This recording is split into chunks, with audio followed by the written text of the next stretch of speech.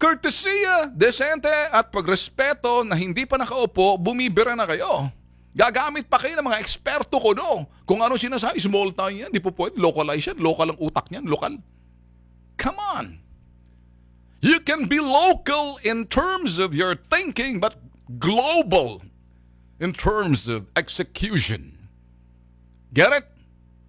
Parang siya, paano yun? Local tapos global mo. Global yung leadership and trend. Because you know exactly what's going on around you. Hindi po pwede, hindi nagawa din siya, hindi nagawa sa Amerika. LOL! Laugh out loud. Pag-usapan ho natin yung mga sinasabing mga karaoke na yan. Pag-usapan natin yung mga maiingay na yan, yung mga pag-iinuman sa kali. Kahit sa Amerika, ginawa yan eh. Ibig sabihin ng mga Pilipino, kung gusto lang mag-karaoke madaling araw, pagtatadyakan ko mga lalamunan nila yan. Kung minsan nga, sa labas ng subdivision na, layo na eh. Gusto kong tiradurin eh. Bakit? Gusto kong puntahan, sungal-ngalang kong sapatos ng mga bibig. Alas 12 na madaling araw. Nagsising, alam, ang papangit ng mga boses niyo. Boses pala kayo, mga putok sa buho kayo. Nagagalit ako, hindi. Kinikriticize ko lang. Acting like I'm angry when in fact I'm not. Ano sabi ni Digong? Kala kasi ng mga tao, ganun talaga. Pag-usapan natin mamaya yan. Na kung minsan nakala mo talagang, hindi tayo, yari tayo dyan, papatayin tayo. That's not what it is. Listen carefully. Part of packaging yan. So ito ho, ngayon, kayo hong mga sinasabi ho natin na talagang nagsasalita na agad, kinikriticize nyo, nilalait nyo yung probinsyano raw kasi Imperial Manila kasi tayo, lagi nandito yung sentro ng komersyo, sentro ng pangangasiwa, sentro lahat ng sabihin natin, kung pasyonista, sentro dito lahat. Sentro. Sentro tayo ng kalokohan, sentro tayo ng kagaguhan, katarantaduhan, katangahan. Sentro tayo ng krimen, sentro tayo ng kamanyakan, sentro ng lasenggo, sentro lahat ng bisyo. Sentro! Kapag isang lokal na pamahalaan na medyo stricto at hindi mo magawa yung kalokohan, kagaguhan, katangahan, lahat krimen, small town yan. Ganun ba? Small town ba kapag medyo nandoon at sumusunod yung mga tao? Natatakot yung diktador. Anong ibig niyo sabihin? Hayaan lang. Utak mga panot yung mga ano yan eh. Utak panot yung mga ganyan mga utak yan. Pag sinabi ko, napapanot ka sa iyong pag-iisip na wala akong sinasabi rito. Bossing ha, wala akong sinasabi rito. Napapanot ka na sa iyong pag-iisip at sa iyong utak.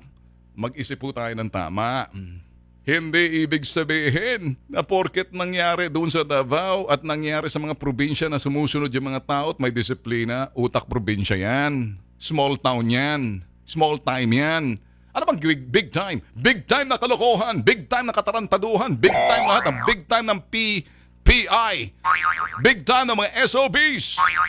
You can't say it, di ba? Anong gusto niya? Lahat tayo mga P, anak ng P. Subalit may isang anak ng P na kaya niya, kahit sa maliit na probinsya, kaya niya. Kaya yung mga malalaking anak ng P sa Maynila, nasanay sa kanang pagiging anak ng P, big time. Kasi small time ka anak ng P sa probinsya. Sige, lingwahin na ninyo. Porque ba't nagagawa sa probinsya at sumusunod yung mga tao at hindi na iniinom, may curfew, at yung mga rapists mag-iisip at yung mga drug lords, etc., lumalayo, utak probinsya yan. Small town thinking yan. What is a big time? Na kaya mong gumawa ng krimen sa probinsya, sa Manila? Kaya mong gumawa ng katarantaduhan dito sa syudad na to? Ay mga sangkaterba, mga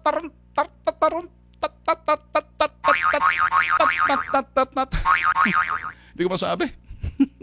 What I'm saying, bossing, don't say it that way na porket small time. You watch carefully.